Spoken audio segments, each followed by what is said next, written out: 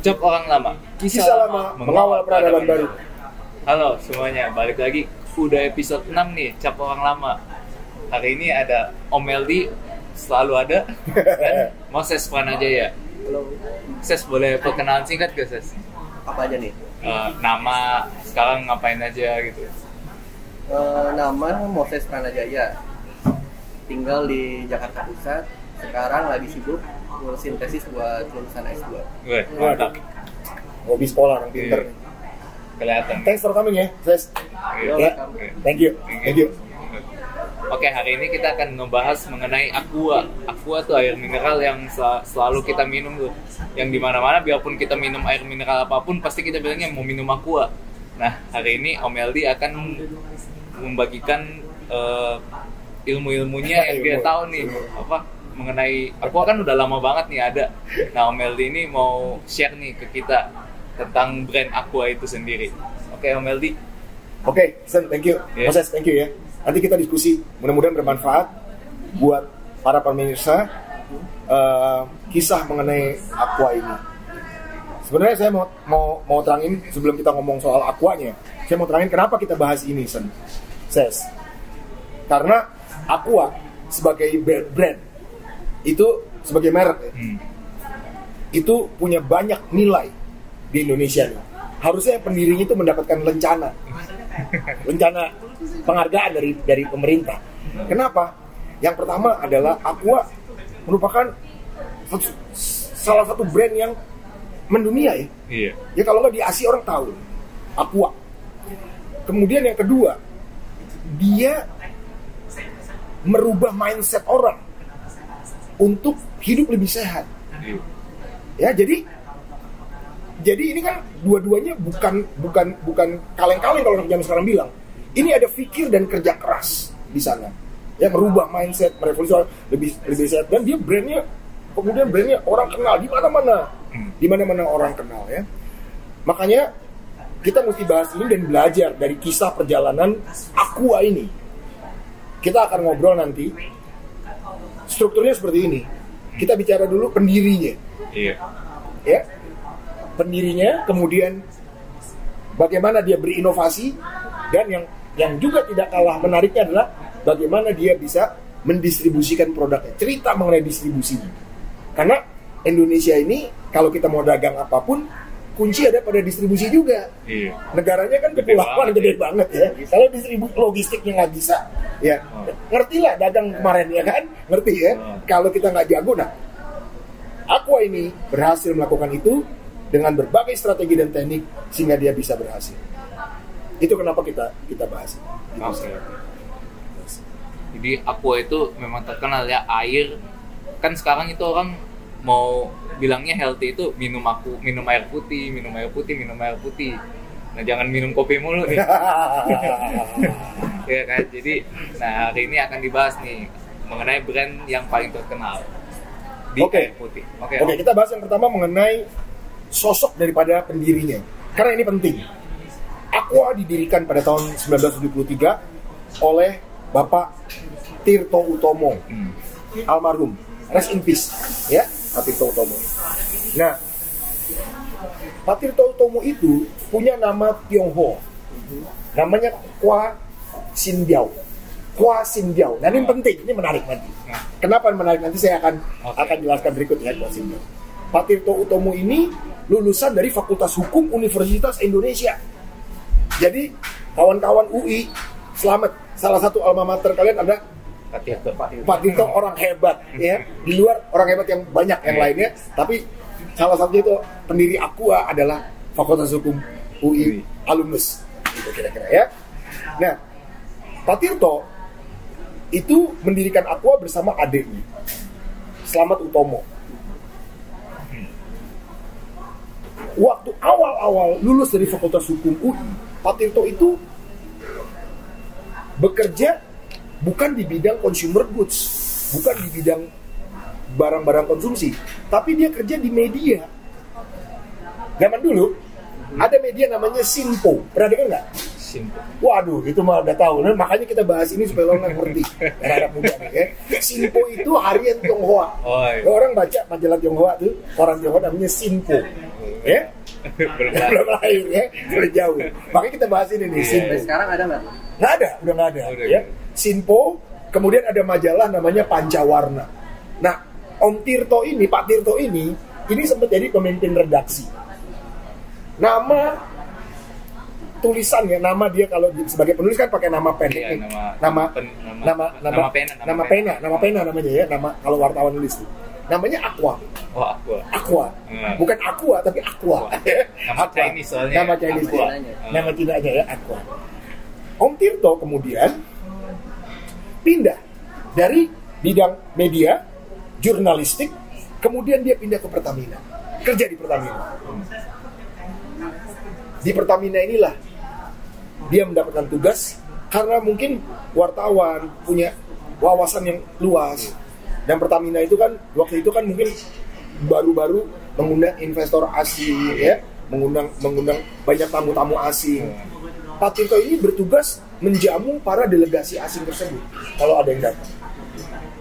Suatu hari salah satu istri delegasi ini di Indonesia diare. Kenapa sih? Diare tuh sakit perut. Jadi Kenapa katanya? Kenapa? gara-garanya minum air putihnya Indonesia. Air dimasak. Ya dulu ya zaman dulu itu nggak ada nih. Aku ceritain dikit ya. Pada waktu itu, ini sebelum aku lahir nih. Bagaimana kejadian? Kalau kalian lahir nih, lu lahir kan tahun 2000 ya? 97. Lu? 97. Wah, lu mah udah galon di mana-mana. Enggak, gua masih ini ngerasain kok. Lu ngerasain ya? Lu masih ngerasain ya? Kayaknya sampai umur 6-10 tahun. 10 tahun. Sekarang udah nggak ada ya. Jadi dulu itu, kalau kita di rumah, air itu dimasak. Namanya masak air. Iya. Iya kan? Makanya orang bercandanya dulu gini. Cari bini yang bisa masak. Paling nggak bisa masak air. Kan? Masak air. Air dibagi dua, masak air buat apa? Satu buat minum, satu lagi buat mandi. Air panas. Ya. Nah, habis dimasak air diapain? Dimasukin ke dalam botol-botol. Botolnya bekas botol sirup dulu. Ada sirup ABC, ada sirup marjan, sirup sarang-sari. Nah itu botol-botol kasnya sama rumah tangga zaman dulu nggak dibuang, tapi buat isi air putih taruh kulkas, dingin. Ngalamin nggak? Ngalamin ya. Nah itulah, itu tuh belum aku lahir tuh ya. Itu rumah tangga seperti itu. Orang dulu kalau bertamu, suguhannya adalah sirup. Jadi kalau kita ketemu kemana-mana, minumnya sirup. Sangat jarang orang disuguhi air putih. Ya, karena air putih, air masak di rumah buat konsumsi sendiri. Kalau nggak dikasih sirup, kasih teh, kasih kopi. Kira-kira gitu ya. Nah, ini kembali lagi ke cerita tadi delegasi. Delegasi ini kemudian mencret gitu. Sakit. Nah, di situ timbul idenya Pak Tirto. Ini nggak bisa. Indonesia ini mesti punya air mineral yang steril, yang baik, supaya nggak malu-maluin. Nah di sini kenapa menurut saya Pak Tirto ini mesti dikasih penghargaan, karena ide dia ini memikirkan bangsanya juga kan. Ya, wah ini orang asing kalau begini kan susah jadinya kan. Ya kan, kayak ke tengah hutan jadinya kan gitu ya. Padahal Indonesia waktu itu kan banyak orang asing datang. Ya, akhirnya dia apa namanya dia meng-create air mineral buatan Indonesia itu sendiri. Nah, sosok daripada Pak Tirto itu menarik kenapa? Karena dia fakultas hukum, jadi wartawan, kerja di Pertamina. Kemudian apa? Kemudian bisa menciptakan kepikiran untuk menciptakan barang-barang konsumsi yang sehat. Ini apa sih? Kenapa kita ceritain ini? Karena guys, nggak ada limit untuk kreativitas. Kita ini teknik mesin. Sekarang kerjaannya ngurusin uang. Mesin juga ya? Mesin juga. Kemarin ngerjain keramik. Ya? Jadi dimanapun kita berkarya, yang penting kita bersungguh-sungguh dan orientasinya adalah kesehatan atau kebahagiaan masyarakat. Kesehatan kenapa penting? Karena itu adalah pusat kebahagiaan masyarakat. Nggak mungkin orang bahagia kalau kagak sehat. Nah, dia mikirin nih gimana nih supaya sehat. Itu kira-kira. Itu kira-kira sosok daripada Pak Tirto Utomo ini, Pak Slamet. Nah, kondisi Indonesia saat itu tahun 73 ya, tahun 70-an. Kondisinya amat sangat tidak ada apa ya, tidak ada minuman quote unquote, tidak ada, belum ada tuh, mungkin di dunia juga belum ada minuman sehat. Yang banyak minuman apa? Soda, bir, ya, kemudian Sirup, dulu namanya manis-manis kali. manis-manis, limun nih, dulu orang bilang limonade. Betul gue nggak tahu udah ada apa belum, ya gue nggak pasti tuh ya. Kayaknya sih udah ada tuh, tapi teman-teman dulu kan sostro ya, Iya, tehnya doang ya. Nah kemudian nggak umum lah. Harga 1 liter bensin adalah 46 perak dulu. Sekarang berapa? 600, 9.000, 10.000 ya. Aqua jual hampir 2 kali lipat, 75 perak. Jadi kalau sekarang ceban, dia jual noban buat air. 10.000 buat air doang, bos. Bener nih pinter, buat air doang. Tapi dia berani melakukan itu. Apakah itu langkah yang mudah? Tidak. Pak Tirto Utomo ini awal-awalnya amat sangat sulit menembus pasar dengan ide dia ini. Tapi dia yakin bahwa ini akan suatu hari dengan perkembangan pengetahuan masyarakat karena pendidikan, orang akan sadar akan kesehatan. Jadi suatu hari ini pasti akan jalan, akan berhasil. Sangat-sangat berat di tahun ketiga, hampir ditutup pabriknya. Tapi untung dengan segala jeripayanya, ini jalan lagi. Nah, Pak Tirto Utomo ini dulu waktu bikin Aqua ini namanya bukan Aqua, namanya Puritas, pure kan, airnya murni. Air murni. Namanya Puritas. Jadi diganti jadi Aqua itu karena Puritas itu mungkin enggak gitu didengar, kurang ini ya, susah di pronounce ya. Jadi kurang familiar ya. Jadi namanya jadi Aqua. Aqua ini ada 2 arti. Aqua kan namanya nama Chinese-nya nih. Aqua ya. Atau ada Aqua sendiri, air. Aqua air. Kemudian dalam perjalanannya Aqua merubah sumber airnya dari sumber air sumur bor ke air mata air Pegu. Nah, ini perjalanan daripada Pak. Ada pertanyaan nggak lo di situ? Ini sumur bor yang di mana nih? Sumur bor yang di Bekasi yang pertama. Oh iya, di Bekasi. Pertama. Pabriknya pertama di Bekasi. Yang pertama kali Bekasi. Terus yang air mata pegunungan Sukabumi ya? Sukabumi. Gitu. Tapi hebat sih, maksudnya dengan membuat sesuatu di luar ininya dia ya, apa? Jadi seperti biasa nih kalau kita lihat apa kisah-kisah orang sukses kan selalu keluar dari ininya, zona nyamannya. Itu dia out of the box. Jadi comfort zone itu kayaknya kayak dying room gitu buat mereka kan. Kayak ini rumah gua mau mati nih kalau udah comfort zone gitu loh. Iya kan? Bayangin orang hukum nih kerja pertama di redaksi. Iya. Cuman ya mirip-mirip sih, kan nulis juga ya. Cuman pas pindah ke FMCG ya kena ini. Iya, dan menciptakan itu. Memang ini sih apa? Iya. Suatu gebrakan. Nah, itu sih belajar ya kita ya. Kita pokoknya jangan ada keterbatasan dalam kita menciptakan sesuatu, dan apapun bisa diciptakan asal berkontribusi buat masyarakat. Kalau saya ngeliat gini, dia tidak membatasi, gue kan orang cuman tamu delegasi doang, jamu delegasi, gue kerja di Pertamina, gue harusnya bidang gue minyak atau bensin kan gitu ya. Tapi kan dia enggak, otaknya tuh jalan gitu loh. Otaknya tuh, wah ini ada peluang, tapi sekaligus ada sumbangan nih buat masyarakat. Kalau gue bisa bikin ini kan orang mencari air mineral yang baik itu gampang gitu loh. Iya kan? Gue inget tuh waktu minum pertama kali ya, merek itu mungkin bukan Aqua, nggak tahu mereknya apa. Jadi suatu malam saya pernah, suatu hari tetangga saya itu kerja di kedutaan besar Amerika. Itu tahun 77. Gue umur 8 tahun, gue inget banget karena berkesan di gue. Nah suatu hari kedutaan Amerika putar film, ya kita dia diundang sebagai pegawai, bawa anak-anaknya, gue diajak, anak tetangga diajak. Haus lagi nonton di kedutaan Amerika di Medan Merdeka, gitu kan, haus. Terus masih kecil gue dibawa sama namanya Tante Popi ya, udah rest in peace Tante Popi ya, udah meninggal.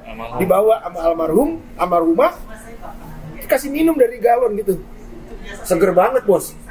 dingin gue nambah belum. Di samping aus belum pernah kan yang kayak gitu teknik. Nah itu diciptakan, belum pernah ada di sini, ciptakan sama Pak Tirto ini gitu loh. Dia menciptakan sesuatu yang bisa menjadi solusi. Jadi kita nggak boleh keluar dari nggak boleh terjebak sama kita udah di sini, udah kita di sini aja. Enggak. Dalam perjalanan itu pasti ada peluang-peluang apapun, sekecil peluang apapun ya. Kalau kita pikirin dengan benar, dia jadi suatu karya yang luar biasa. Kalau menurut gue sih kecil aja tuh pikirnya. Wah, delegasi mencet-mencet. Coba ada air begini ya. Itu kan kecil aja. Coba ada air begini ya. Coba gini ya. Coba gini ya. Dan dia lakukan itu gitu loh. Ya bedanya dreamer sama visioner. Kalau dreamer kan cuman coba gini nggak diapa-apain. Tapi kalau visioner kan coba ada gini ya. Dan dia mulai bikin action plan kan gitu. Itu sih. Kebayang ya kalau misalnya galon ini belum ada. Iya nah, cerita mengenai galon itu percaya mengenai distribusinya. Ini benar ya. Jadi gini, dulu orang itu kalau beli minuman seger di tukang rokok kebanyakan. Tukang rokok pernah ngalamin nggak? Ini ya, Starling ya. Bukan Starling, nah ini beda nih. Nih ya, beda ya. Di Jakarta nih, di Jakarta ya, dan di luar kota. Kalau kita beli rokok itu belum ada Indomaret, belum ada Alfamaret, supermarketnya baru Hero sama Kenchik sama Glile, dan itu terbatas tokonya. Ya, yang ada apa? Yang ada toko-toko di pasar dan toko-toko di pinggir jalan dan warung-warung rokok yang kecil-kecil, mungkin di pengkolan jalan dekat rumah. Sifatnya bukan toko, warung. Jadi bukan dalam bangunan yang permanen, tapi bangunan yang semi permanen, kecil, nempel di jalanan. Tahu. Mungkin sekarang sisa-sisanya masih ada. Ya, dan itu dulu banyak sekali, dan itu adalah kontributor terbesar rokok dan minuman. Minumannya minuman soda dan minuman-minuman yang sifatnya limun lah ya gitu ya. Sifatnya rasa. Ada rasa minuman. Waktu itu yang menguasai itu beberapa brand yang saya ingat adalah Coca-Cola, Fanta, 7up, RC Cola, mungkin ada Pepsi, ada Sarsaparilla. Ya, ini kita bisa, dan teh botol ada. Dan kita melihat itu, kita melihat orang kalau ke tukang rokok nggak mungkin beli air putih. Belinya apaan? Belinya ya itu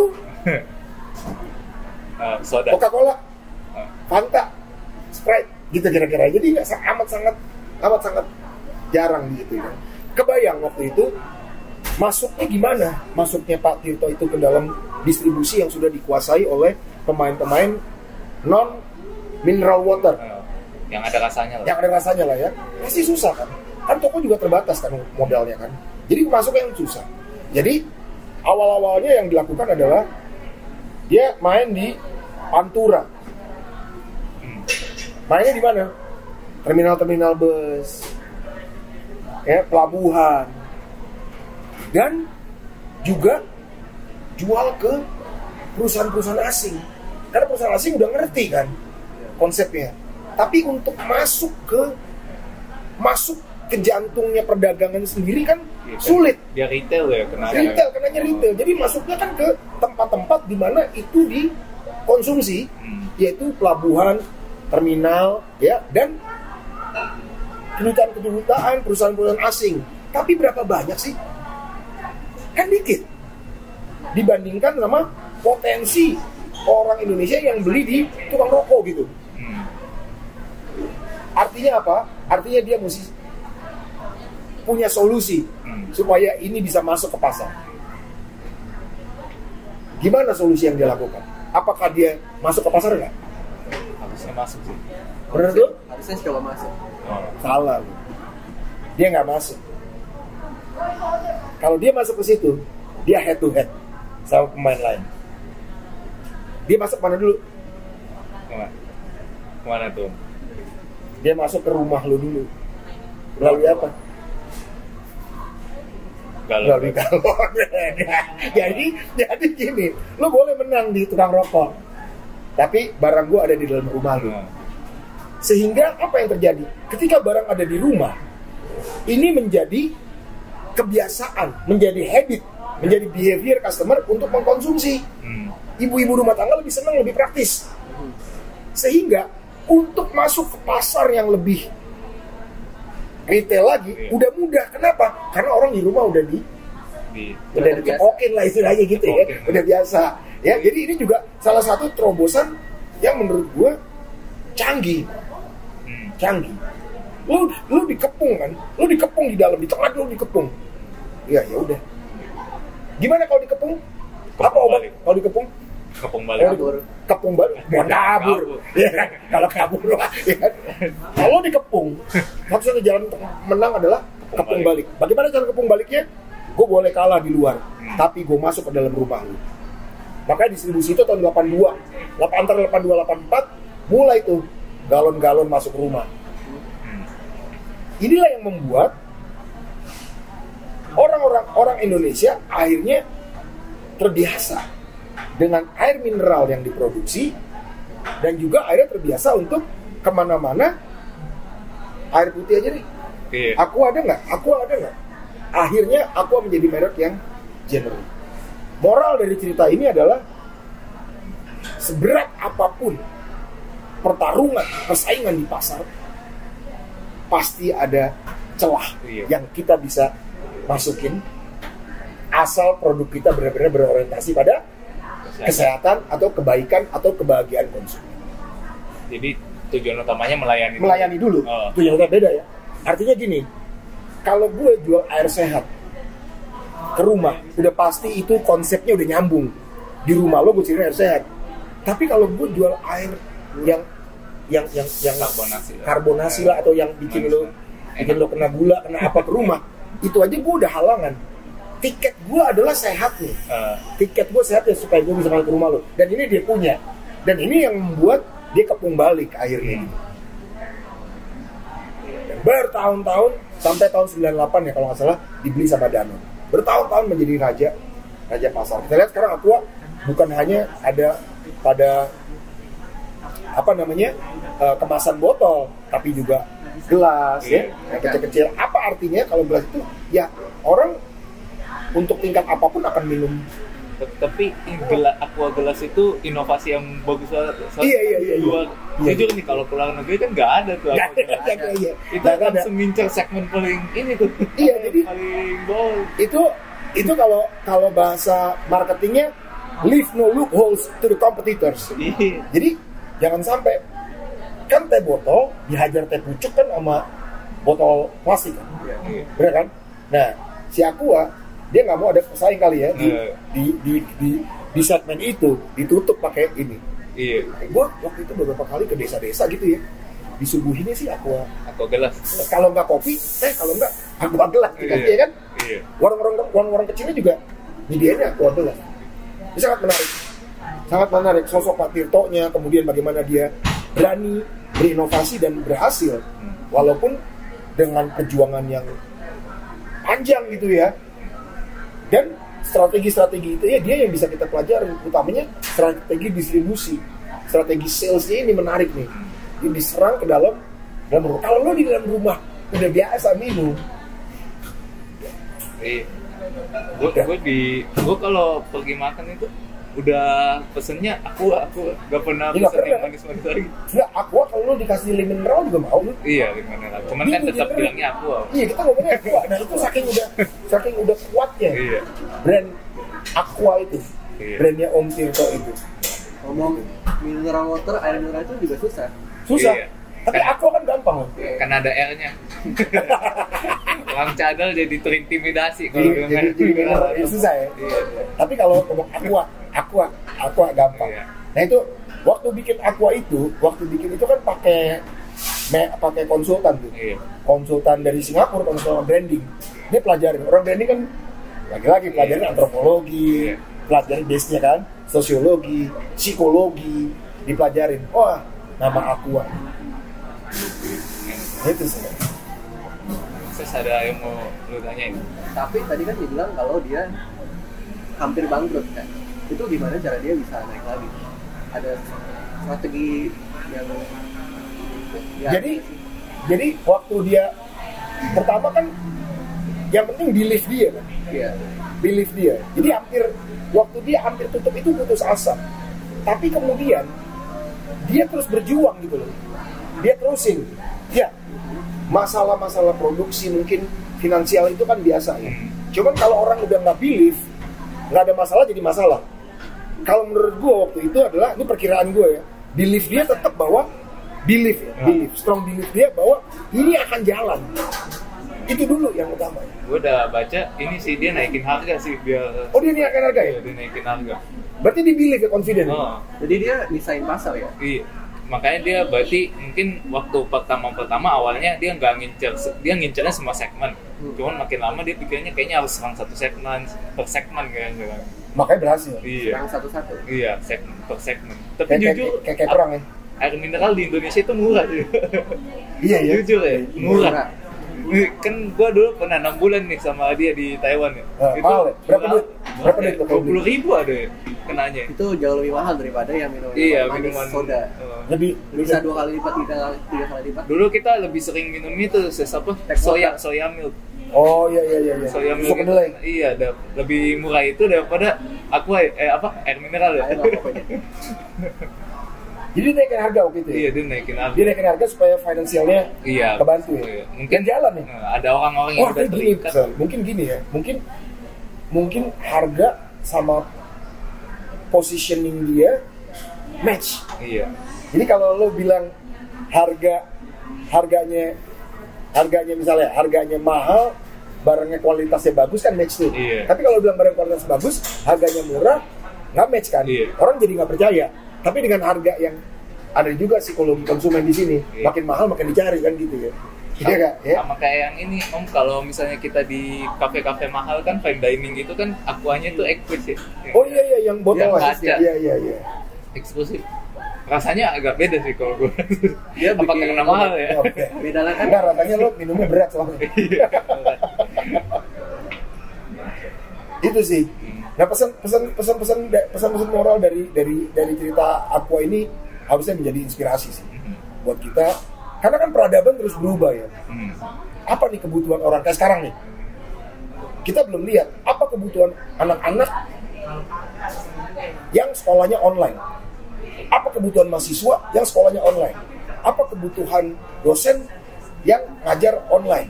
Yang kita lakukan adalah jalan online ya, tapi kita tidak melihat peralatannya, tidak melihat ya fasilitas dan kemudian apa kesulitan mereka. Nah, kita lihat dalam pandemi ini menjadi kesempatan kita melihat sebenarnya peradaban baru itu melihatnya dari apa? Dari kesulitan-kesulitan yang mereka hadapi sekarang. Karena pasti itu menjadi jawaban kalau kita bisa melakukan sesuatu untuk membantu gitu. Oh, bicara tentang zaman sekarang nih, Om.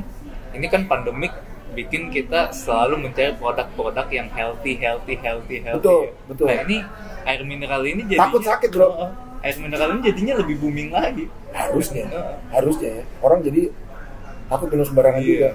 Jadinya orang jadi lebih care sama kesehatan. Iya, tapi memang ada beberapa kawan juga sangat menjaga asupan dia nih, asupan baik makanan maupun minumannya, karena dia bilang gini, dulu boleh sakit. Kenapa? Sakit bisa ke dokter, bisa ke rumah sakit.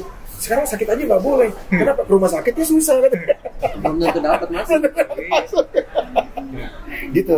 Iya ya. Jadi emang benar-benar itu sesuatu yang menurut saya sih ini inspirasi sih buat UMKM. Carilah produk-produk sehat, yang sehat beneran ya, yang secara scientific based. Jangan asal-asal gitu ya. Scientific based, sehat. Saya rasa itu akan membantu sih. Iya. Akan membantu. Saya tujuan herbal juga nggak apa-apa. Ya membantu. Iya. Jadi ingat dulu saya demam berdarah gitu ya. Kan harus banyak minum air kan. Iya. Jadinya itu kayaknya awal mula gua minum Aqua itu dari situ kayaknya. Minum banyak ya? Minum yang botol gede ya? Sekarang kan kalau di kantor nih gue punya botol 1 liter itu mungkin ada 6-7 kali gue isi. Iya. Sekarang aku udah dimiliki sama Danone. Iya. Oh itu Prancis. Itu dulu kalau nggak salah saya baca juga sempat gara-gara ini ya pas pasca meninggalnya Pak Tirto ya. Kalau nggak salah ya. Benar. Agak mulai diakuisisi sama Danone. Sama Danone. Iya. Tapi artinya sekelas Danone aja mau ya. Mau pilih ya. Iya.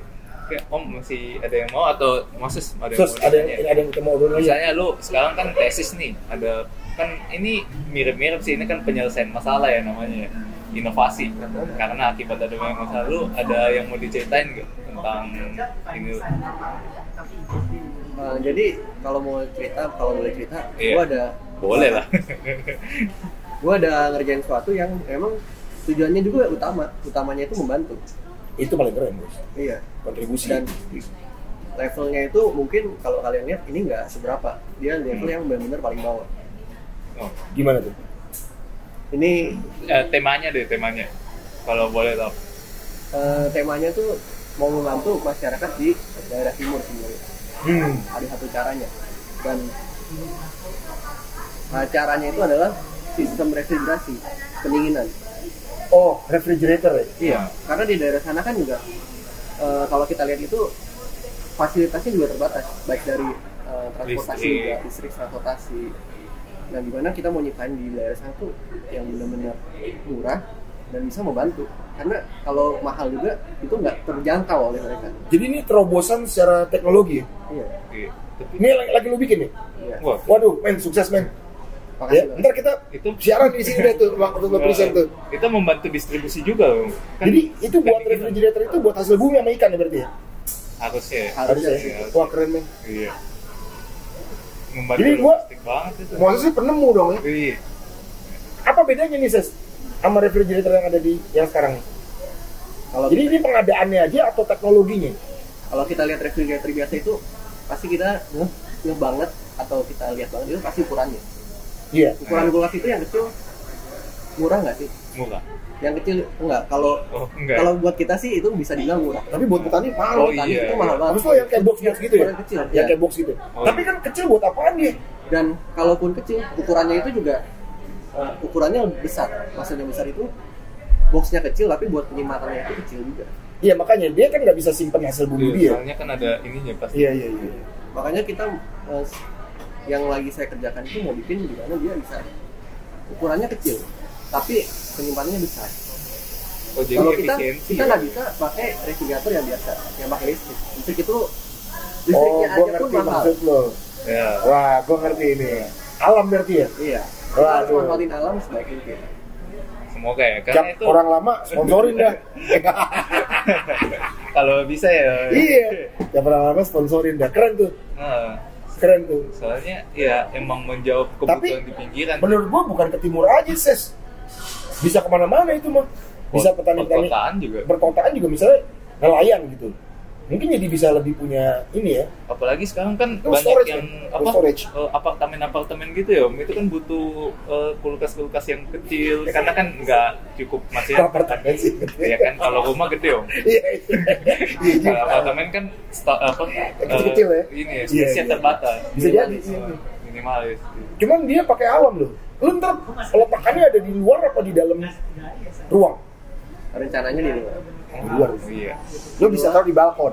Di luar dan, Iya. Jadi buka pintu. Iya. betul-betul. Iya, iya, iya. dan kita Keren. nggak boleh pakai listrik.